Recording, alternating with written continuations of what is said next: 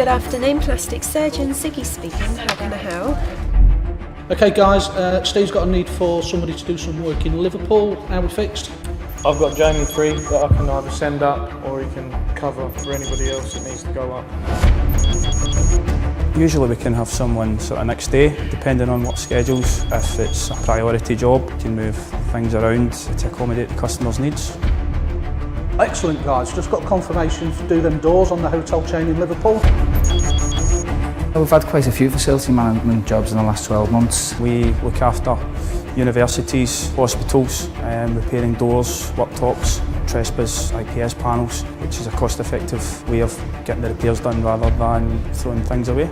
Biggest one I can think of is Coventry Hospital, doing all variations from doors to nurses' stations, vinyl floors, you name it, we did it in the hospital, yeah.